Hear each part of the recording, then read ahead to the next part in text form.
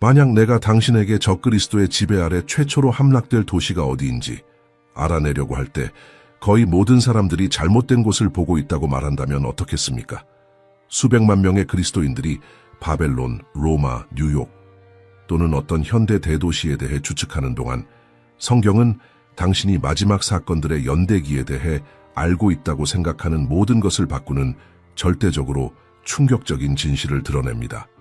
답은 2000년 동안 우리 눈앞에 있었지만 실제로 보는 사람은 거의 없습니다.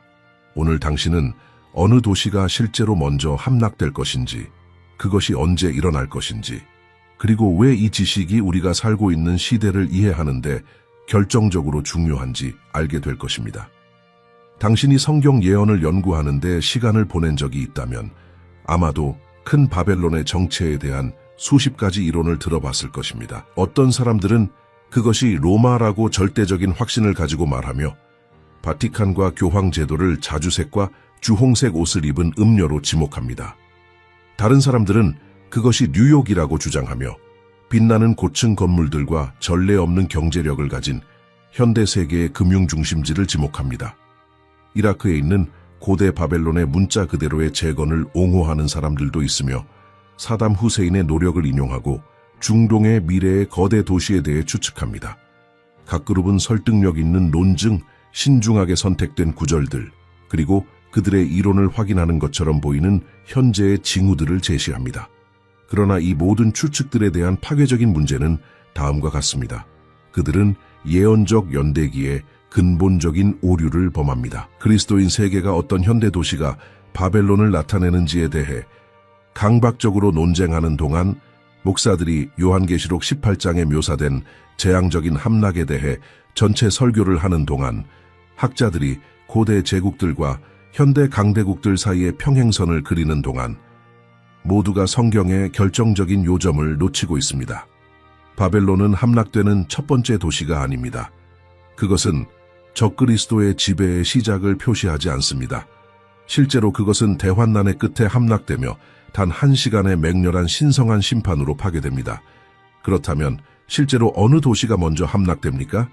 답은 모든 대중적인 초점에 반하지만 성경 예언의 페이지들에서 수정처럼 막습니다. 예루살렘, 거룩한 도시, 하나님의 영원한 도시, 창조주께서 친히 그분의 이름을 영원히 두기로 선택하신 장소가 짐승의 직접적이고 신성모독적인 지배를 경험하는 첫 번째가 될 것입니다. 그리고 이것은 신학적 추측이나 모호한 구절들의 억지 해석이 아닙니다.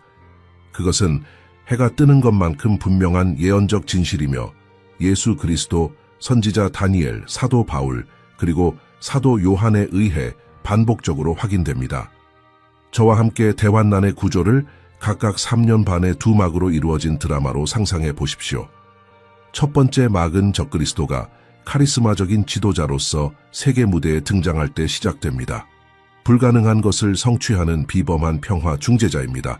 그는 7년 동안 이스라엘과 평화 조약을 맺습니다. 처음 1260일 동안 세계는 거짓된 안정감을 경험합니다. 나라들은 안도의 한숨을 쉽니다. 이스라엘은 마침내 국제적 보장을 받습니다. 성전이 예루살렘에 재건됩니다. 모든 것이 전례 없는 번영의 시대로 나아가는 것처럼 보입니다. 그러나 그때 중간 지점이 옵니다. 모든 인류 역사를 이전과 이후로 나누는 순간입니다.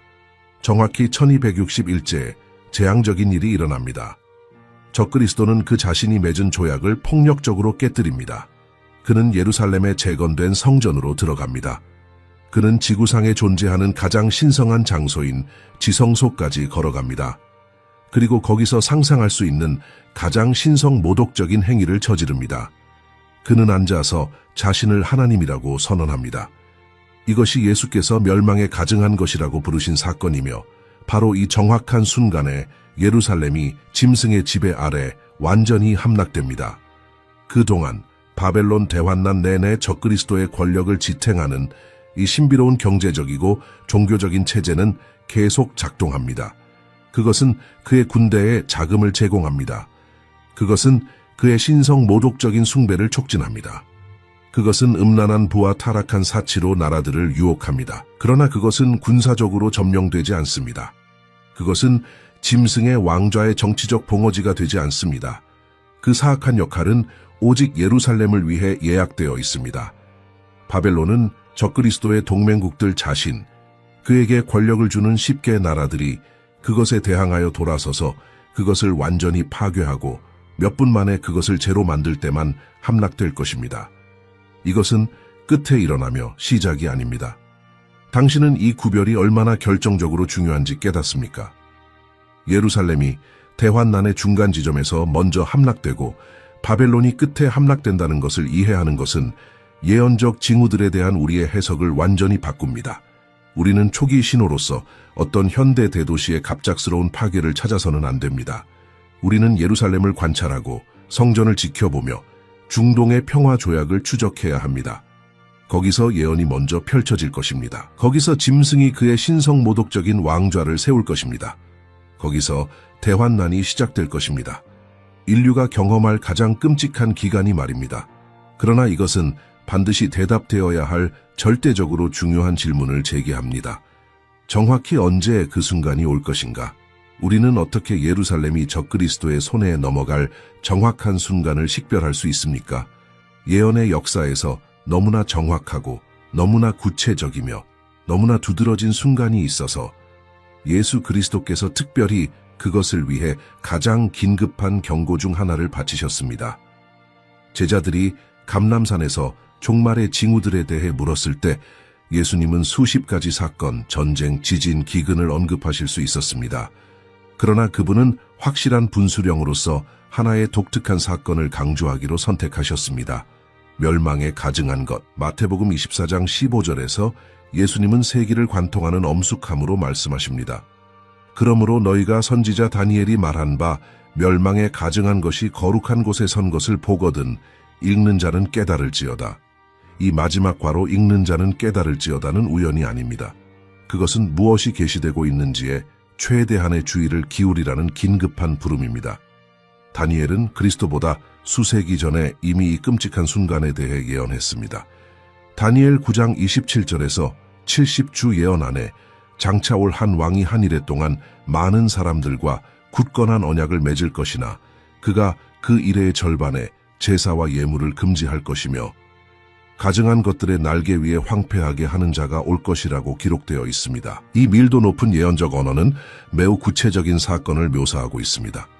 적그리스도는 이스라엘과 7년 조약을 맺을 것이지만 정확히 그 기간의 중간에 3년 반 후에 그는 이 협정을 폭력적으로 깨뜨리고 성전에서 최고의 신성모독 행위를 저지를 것입니다.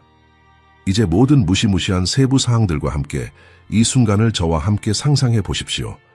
우리는 대환난에 정확히 1261제에 있습니다. 예루살렘은 3년 반 동안 상대적인 평화 속에 있었습니다.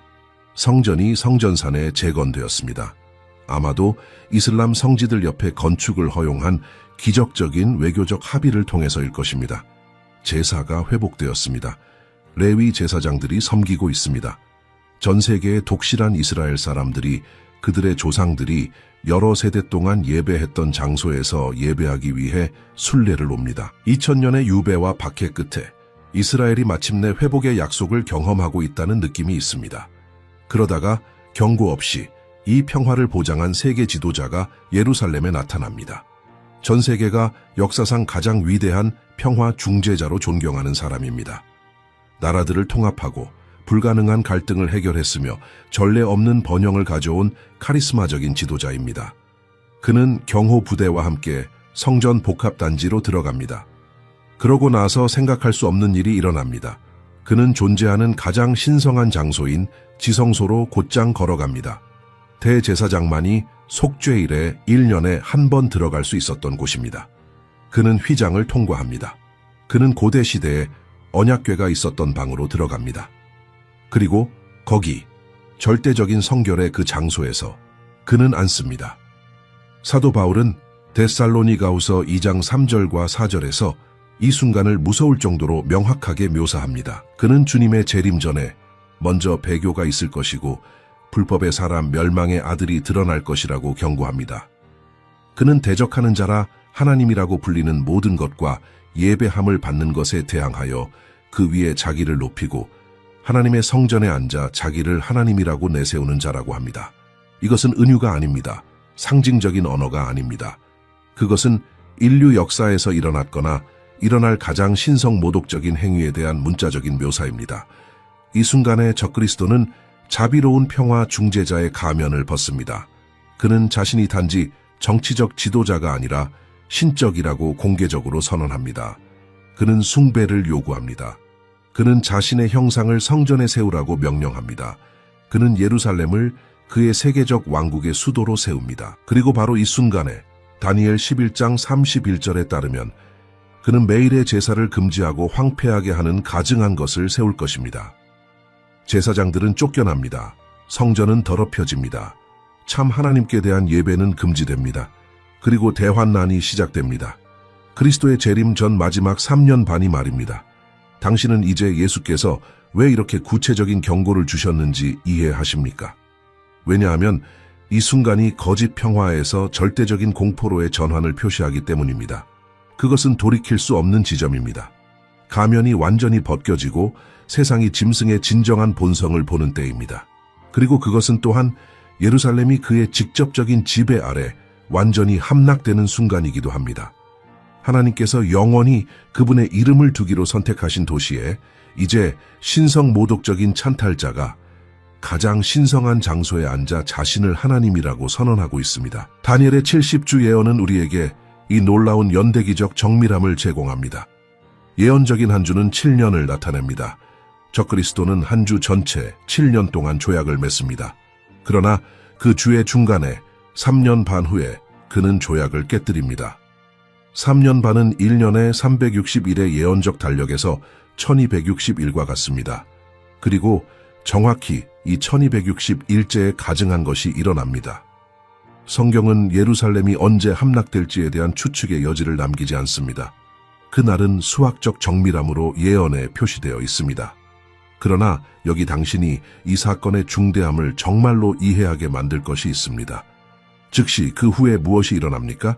예언적 시계는 적그리스도가 성전을 더럽히는 순간부터 다르게 계산하기 시작합니다. 성경은 우리에게 짐승에 의한 예루살렘 점령 기간에 대해 극도로 구체적인 시간창을 제공하며 이 정밀함은 하나님께서 인류 역사의 가장 어두운 순간들까지도 통제하고 계신다는 것을 보여줍니다.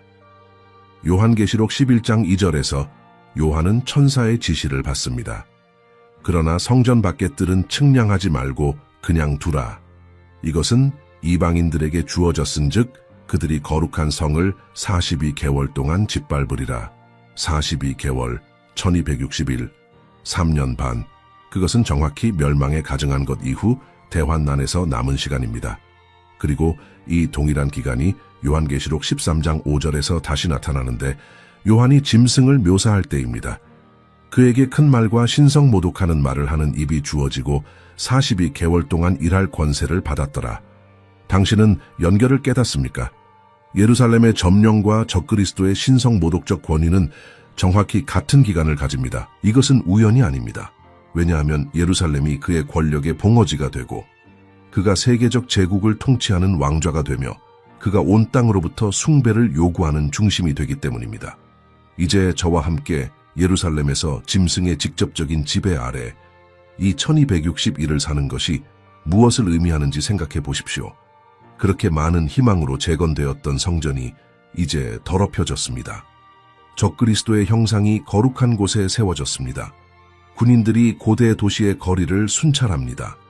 짐승을 숭배하거나 그의 표를 받기를 거부하는 사람은 즉시 식별되고 박해받습니다. 마침내 그들의 성전이 회복된 유대인들은 이제 그들의 가장 큰 희망이 그들의 최악의 악몽으로 변하는 것을 봅니다. 나라들에게 빛의 등대가 되어야 했던 도시가 가장 깊은 어둠의 중심이 됩니다. 이것이 예수께서 마태복음 24장 16절에서 20절까지 그렇게 긴급한 경고를 주신 이유입니다. 그분은 말씀하셨습니다. 그때의 유대에 있는 자들은 산으로 도망할지어다. 지붕 위에 있는 자는 집에 있는 물건을 가지러 내려가지 말며 밭에 있는 자는 겉옷을 가지러 뒤로 돌이키지 말지어다. 그 날에는 아이 벤 자들과 젖먹이는 자들에게 화가 있으리로다. 너희가 도망하는 일이 겨울에나 안식일에 되지 않도록 기도하라. 당신은 이 말씀들에서 절대적인 긴박함을 듣습니까? 예수님은 떠나는 것을 고려하라 또는 이사하는 것을 생각하라고 말씀하고 계시지 않습니다. 그분은 외치고 계십니다. 도망하라, 아무것도 가지러 멈추지 말라. 매 초가 중요하다. 왜냐하면 멸망에 가증한 것 이후에 예루살렘이나 유대에 머무르는 것은 짐승을 숭배하기를 거부하는 누구에게나 확실한 죽음을 의미하기 때문입니다. 올 박해는 너무나 강렬하고 너무나 조직적이며 너무나 잔인해서 예수님은 마태복음 24장 21절에서 그것을 세상이 시작된 이래로 지금까지 없었고 또한 결코 없을 환난이라고 묘사하십니다. 대환난은 단지 어려운 기간이 아닙니다. 그것은 인류 역사의 가장 어두운 지점이며 사탄이 자신에게 남은 시간이 얼마 없다는 것을 알고 하나님의 백성에게 그의 최대의 분노를 쏟아붓는 때입니다. 이 42개월 동안 예루살렘은 세계적인 박해 캠페인의 진원지가 됩니다. 짐승의 표 체제가 시행됩니다. 요한계시록 13장 16절에서 18절까지는 모든 자, 작은 자나 큰 자나, 부자나 가난한 자나 자유인이나 종이나 그들의 오른손이나 이마에 표를 받게 하고 누구든지 이 표가 없으면 매매를 못하게 하니 이 표는 그 짐승의 이름이나 그의 이름의 수라 하고 있습니다. 666. 이 표를 받기를 거부하는 사람은 음식을 살 수 없습니다. 기본적인 서비스에 접근할 수 없습니다. 사회에서 완전히 차단됩니다. 그리고 결국 사냥당하고 죽임을 당합니다. 그러나 이 끔찍한 날들 동안에도 하나님은 그분의 백성을 버리지 않으십니다. 요한계시록 11장은 우리에게 1260일 동안 예루살렘에서 굵은 벗을 입고 예언하는 두 증인에 대해 말합니다. 이 두 선지자는 그들의 예언의 날 동안 비가 오지 않도록 하늘을 닫을 권능을 가지고 있으며 물을 피로 변하게 하고 땅을 모든 종류의 재앙으로 칠 권능을 가지고 있습니다. 그들은 적그리스도의 교만에 박힌 가시이며 그의 신성모독적인 코앞에서 회개를 전파하고 진리를 증거합니다. 대조를 상상해 보십시오. 한편으로는 적그리스도가 더럽혀진 성전에 앉아 자신을 하나님이라고 선언하고 숭배를 요구하며 절하기를 거부하는 모든 사람을 처형합니다.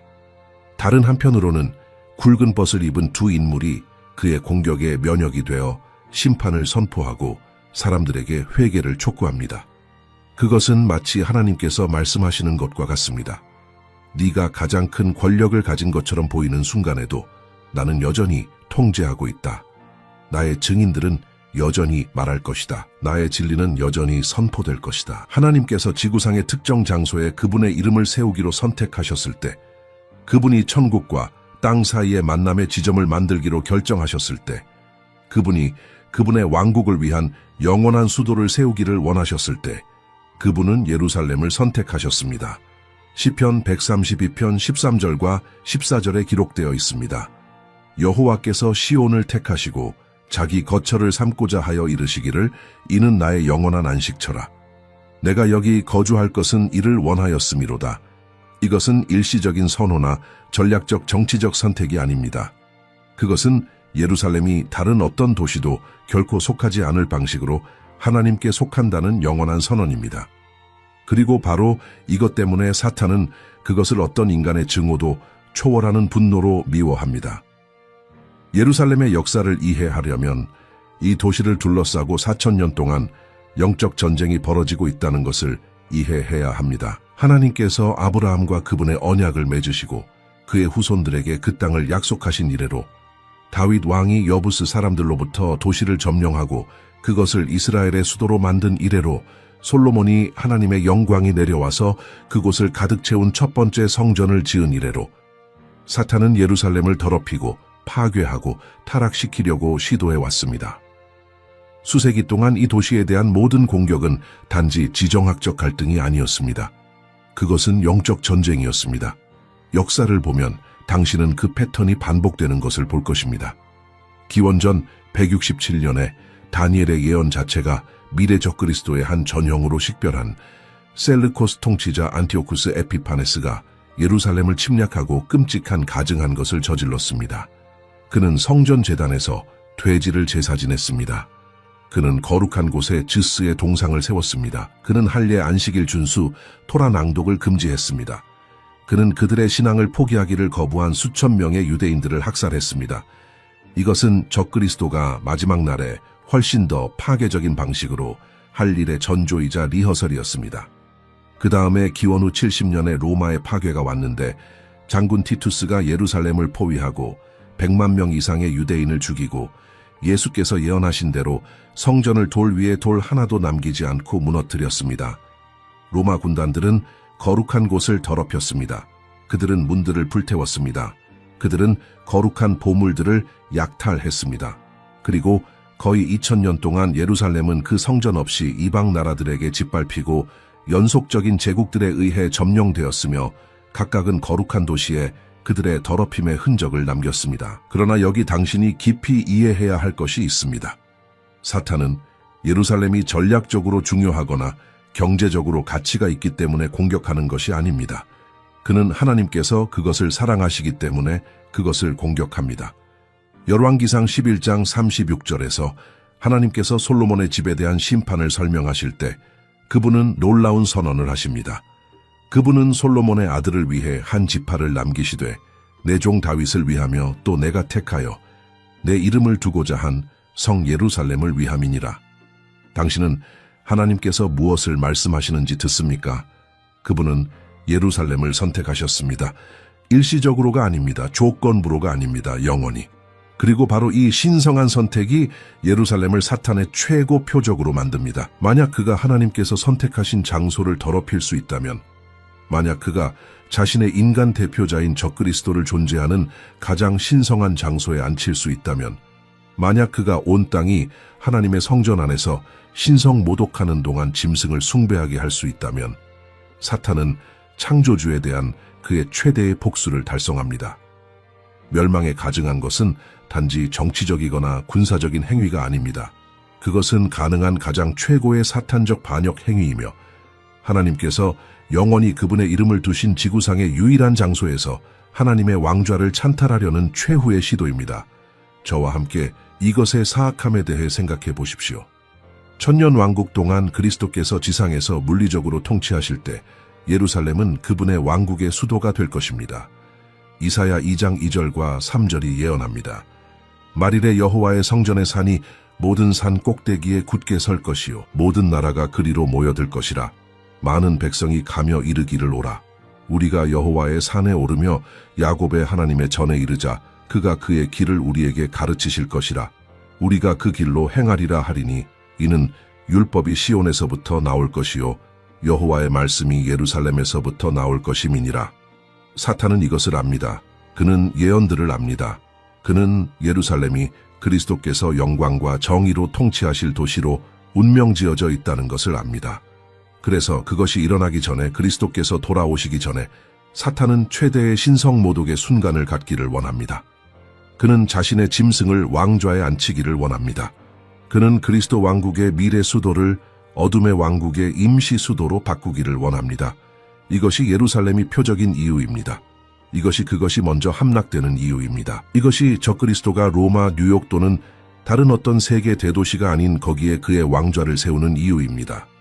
영적으로 예루살렘은 최고의 상이며 사탄은 마침내 42개월의 끔찍한 기간 동안 그것에 대한 그의 일시적인 승리를 얻습니다. 그러나 이제 우리는 많은 사람들이 혼동하는 결정적인 것을 명확히 해야 합니다. 만약 예루살렘이 먼저 함락되고 짐승의 수도가 된다면 이 예언적 서사에서 바벨론의 역할은 무엇입니까? 여기서 많은 예언 학생들이 진정으로 혼란스러워하는 곳이며 나는 왜 그런지 이해합니다. 요한계시록은 2장 전체 17장과 18장을 큰 바벨론에 대한 상세한 설명에 바칩니다. 요한은 그녀를 생동감 있고 불안한 이미지로 묘사합니다. 자주색과 주홍색 옷을 입고 금과 보석과 진주로 꾸며지고 손에 가증한 것들과 그녀의 음행에 더러운 것들로 가득 찬 금잔을 들고 있는 여인. 그녀의 임에는 신비한 이름이 쓰여 있었습니다. 큰 바벨론, 땅의 음녀들과 가증한 것들의 어미. 그녀에게 헌신된 그렇게 많은 묵시적 세부 사항들로 바벨론이 마지막 사건들의 연대기에서 절대적으로 중심적이어야 한다고 주장하는 것은 자연스럽습니다. 그러나 여기 모든 것을 바꾸는 결정적인 계시가 있습니다. 바벨론과 예루살렘은 예언적 서사에서 완전히 다른 역할을 가진 완전히 다른 실체들입니다. 예루살렘은 문자적이고 물리적이며 특정한 지리적 위치를 가진 도시로서 짐승의 왕좌의 정치적 본거지가 됩니다. 반면에 바벨론은 주로 대환란 동안 적그리스도의 왕국을 지탱하고 가능하게 하는 체제, 상업, 부, 사치, 그리고 종교적 타락의 세계적 네트워크를 나타냅니다. 요한계시록 17장 18절은 이것을 명확히 합니다. 네가 본 여자는 땅의 왕들을 다스리는 큰 성이라. 그것은 경제적 권력과 종교적 영향력이며 반드시 하나의 물리적 도시는 아닙니다. 대환난 내내 특히 적그리스도가 예루살렘에 앉아 숭배를 요구하는 마지막 3년 반 동안 바벨론은 무대 뒤에서 작동하고 있습니다. 그녀는 세계적 거래를 처리하는 금융체제입니다. 그녀는 전 세계의 상품을 움직이는 상업 네트워크입니다. 그녀는 짐승의 숭배를 촉진하는 배교한 종교 구조입니다. 요한계시록 18장 3절과 9절은 땅의 왕들이 그와 더불어 음행하였으며 땅의 상인들이 그의 사치의 세력으로 치부하였도다. 그리고 그와 더불어 음행하고 사치하게 지내던 땅의 왕들이 그가 불타는 연기를 보고 위하여 울고 가슴을 치며라고 묘사합니다. 당신은 이것이 무엇을 묘사하고 있는지 깨닫습니까? 너무나 방대하고 너무나 상호 연결되어 있으며 세계 무역의 너무나 필수적인 경제 체제로서 그것이 무너질 때 전 세계의 상인들이 울부짖는데 왜냐하면 아무도 더 이상 그들의 상품을 사지 않기 때문입니다. 금, 은, 보석, 진주, 고운벗, 자주색, 비단, 주홍색, 각종 향목, 각종 상아 기명, 값진 나무와 구리와 철과 대리석으로 만든 각종 기명, 계피, 향료, 향, 향유, 유향, 포도주, 감람유, 고운 밀가루, 밀, 소, 양, 말, 수레, 그리고 종들과 사람의 영혼들까지. 요한계시록 18장은 이 모든 것을 나열합니다. 그것은 행성 규모의 상업 제국입니다. 그러나 여기 바벨론의 운명에 대해 절대적으로 매혹적인 것이 있습니다. 그녀는 적그리스도의 적들에 의해 파괴되지 않습니다. 그녀는 선의 세력들에 대항하는 전투에서 함락되지 않습니다. 요한계시록 17장 16절과 17절은 충격적인 것을 드러냅니다. 네가 본 그 열불과 짐승은 음녀를 미워하여 그를 망하게 하고 벗은 몸이 되게 하고 그의 살을 먹고 그를 불로 아주 사르리라. 하나님이 자기 뜻대로 할 마음을 그들에게 주사 한 뜻을 이루게 하시고 그들의 나라를 그 짐승에게 주어 하나님의 말씀이 응하기까지 하심이라. 짐승의 동맹국들 자신, 그에게 권력을 주는 10개 나라들 또는 지역들이 바벨론에 대항하여 돌아서서 그녀를 완전히 파괴합니다. 최고의 배신을 상상해 보십시오. 바벨론은 짐승의 제국에 자금을 제공했습니다. 그녀는 그의 숭배를 촉진했습니다. 그녀는 그의 동맹국들을 부유하게 했습니다. 그러고 나서 대환난의 끝에 적그리스도가 더 이상 그녀를 필요로 하지 않을 때, 그녀의 목적이 성취되었을 때 그녀는 그녀가 지탱했던 바로 그 권력들에 의해 버려지고 전멸됩니다. 그리고 이 파괴는 무서운 속도로 일어납니다. 요한계시록 18장 10절, 17절, 19절은 3번 반복합니다. 1시간 만에 그의 심판이 이르렀도다. 1시간, 60분. 그것은 인류 역사상 가장 큰 경제체제가 완전히 파괴되는 데 걸리는 시간입니다. 이것을 예루살렘과 대조해 보십시오. 예루살렘은 갑자기 파괴되지 않습니다.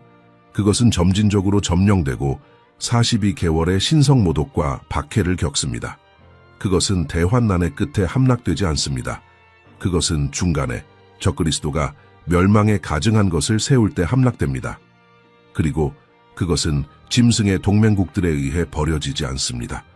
그것은 짐승의 권력에 바로 그 봉어지가 되며 그가 통치하는 왕좌가 됩니다.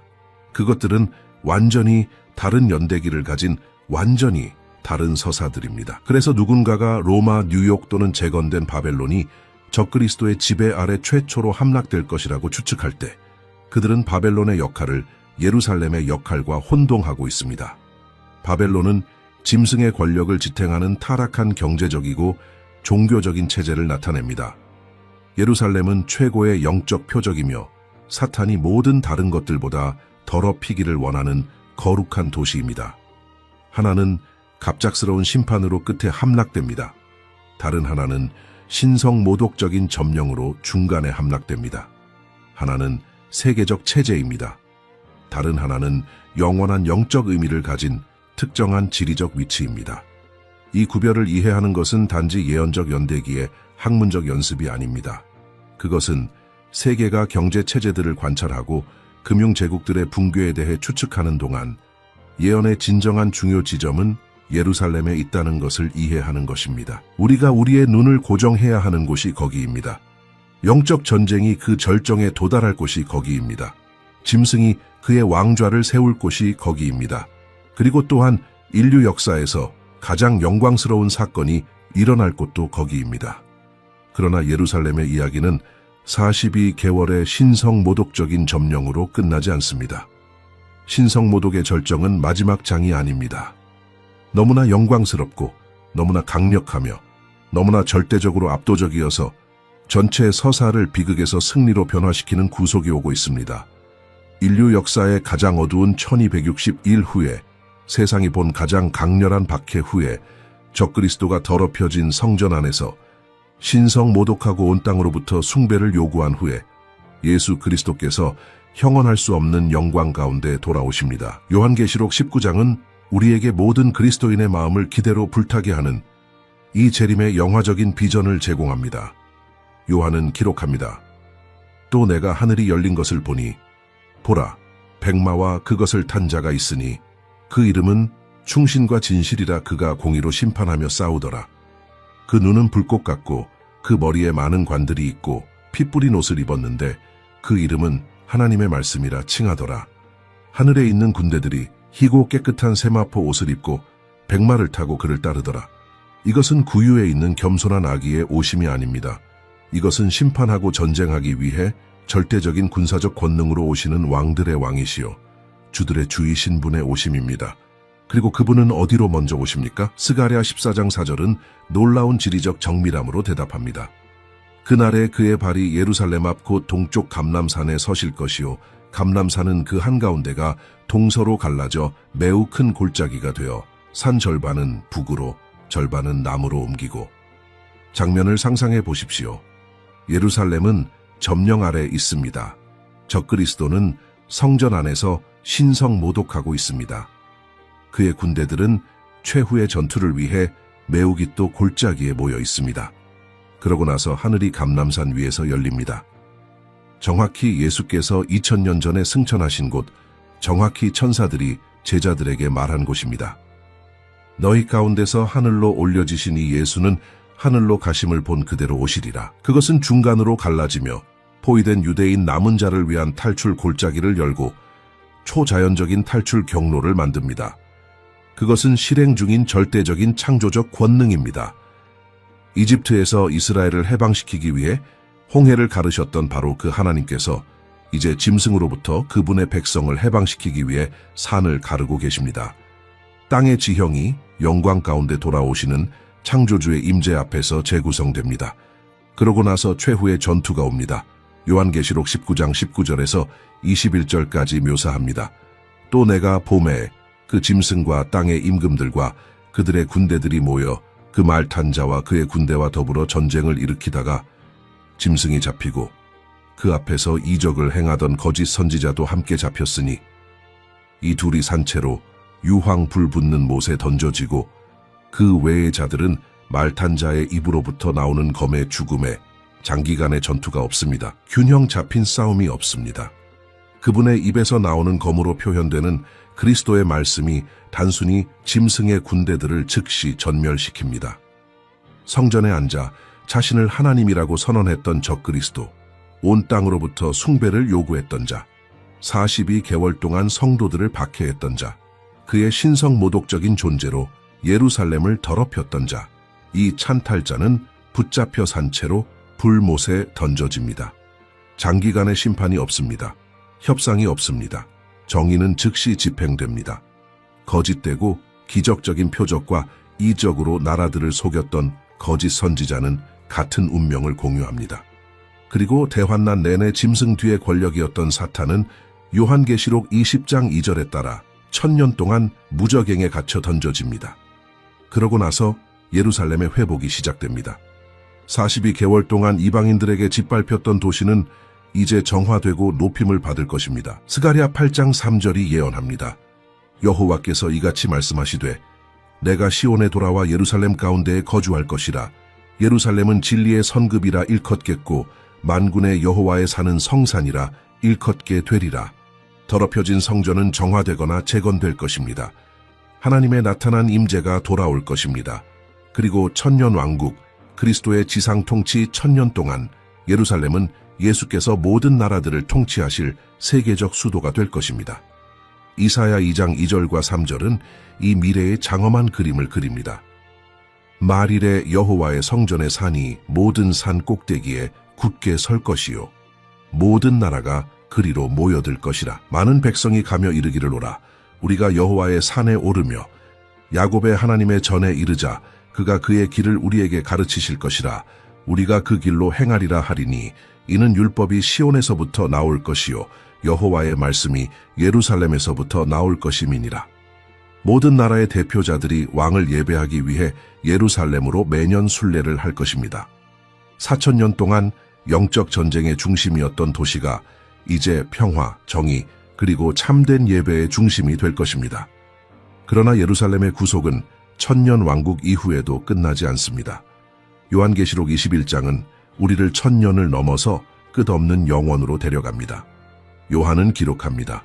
또 내가 새 하늘과 새 땅을 보니 또 내가 봄의 거룩한 성 새 예루살렘이 하나님께로부터 하늘에서 내려오니 그 준비한 것이 신부가 남편을 위하여 단장한 것 같더라.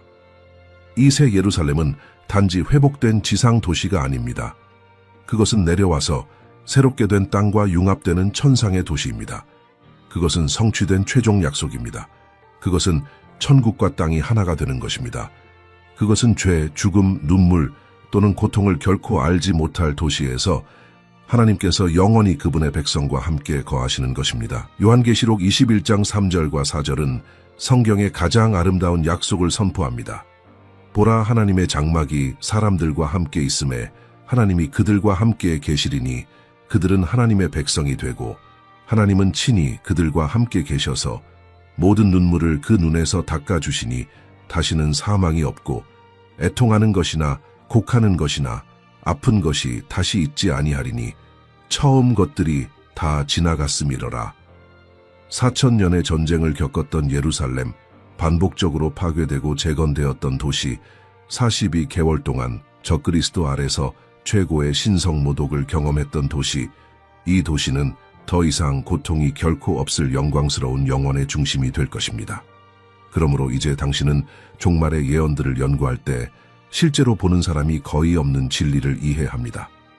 바벨론이 아니라 예루살렘이 적그리스도의 직접적인 지배 아래 함락되는 첫 번째 도시입니다. 대환난의 정확히 1261제에 멸망에 가증한 것이 재건된 성전에 세워질 때, 짐승이 지성소에 앉아 자신을 하나님이라고 선언할 때, 예루살렘은 그 4000년 역사에서 가장 어두운 1261을 경험할 것입니다.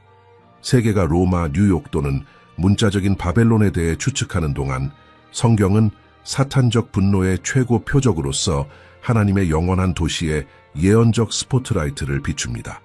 이 연대기를 이해하는 것은 단지 예언적 해석의 학문적 문제가 아닙니다.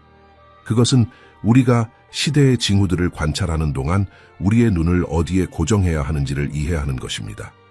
그것은 성전 재건을 향한 모든 움직임, 중동에서 제안된 모든 평화 조약, 예루살렘과 관련된 모든 지정학적 긴장이 단지 국제정치가 아니라 인류 역사상 가장 오래된 예언적 드라마의 펼쳐짐이라는 것을 아는 것입니다. 그러나 이 진리는 이러한 것들을 아는 우리 각자에게 깊은 책임을 지웁니다. 만약 우리가 이 날들에 가까워지고 있다는 것을 안다면, 만약 우리가 성경이 드러내는 연대기를 이해한다면, 만약 우리가 우리 주위에서 징후들이 정렬되는 것을 본다면, 우리는 이 모든 것이 중요하지 않은 것처럼 살 수 없습니다. 우리는 깨어 있어야 합니다. 우리는 기도해야 합니다. 우리는 우리의 믿음을 강화하고 그리스도와의 관계를 더 깊게 해야 합니다. 왜냐하면 이 사건들이 주님을 알지 못하는 사람들에게는 무서운 것이지만 그분을 사랑하는 우리에게는 그것들이 최후의 구속의 전조이기 때문입니다. 예루살렘은 짐승 아래서 42개월을 고통받을 수 있지만 그리스도께서는 영광 가운데 돌아오실 것입니다. 신성모독은 일시적이지만 회복은 영원합니다. 강렬한 어둠은 창조가 본 가장 영광스러운 새벽 바로 앞에 있습니다. 그러므로 나는 이제 당신을 이 예언적 발견의 여정에 동참하도록 초대합니다. 만약 이 연구가 당신이 성경에서 전에 결코 깨닫지 못했던 진리들에 대해 당신의 눈을 열었다면, 만약 당신이 계속해서 성경 예언에 깊이 들어가고 우리가 살고 있는 시대의 징후들을 이해하기를 원한다면 지금 당장 이 채널을 구독하십시오. 각각이 하나님의 예언적 계획에 더 깊은 층들을 드러내기 때문에 어떤 영상도 놓치지 마십시오. 우리가 다니엘, 요한계시록, 에스겔의 예언들을 풀어내는 종말론에 대한 완전한 재생 목록을 시청하십시오. 종말의 징후들, 적그리스도, 대환난, 그리고 그리스도의 천년 왕국에 대한 우리의 다른 영상들을 탐색하십시오. 그리고 아래 댓글에 오늘 당신이 발견한 것에 대한 당신의 성찰을 남겨주십시오. 바벨론이 아니라 예루살렘이 먼저 함락된다는 이 이해가 마지막 사건들에 대한 당신의 관점을 어떻게 바꾸었습니까? 이 연구에서 무엇이 당신을 가장 놀라게 했습니까? 우리가 곧 우리 눈앞에서 성취될 예언들의 이해에서 함께 성장할 수 있는 풍부한 대화를 만들어 갑시다. 예언적 진리는 우리를 두렵게 하려고 주어진 것이 아니라 우리를 준비시키고 우리의 마음을 흔들리지 않는 소망으로 채우려고 주어진 것입니다. 우리가 다가오는 영광스러운 구속의 빛 가운데서 매일 깨어있고 기도하며 살 수 있기를 바랍니다.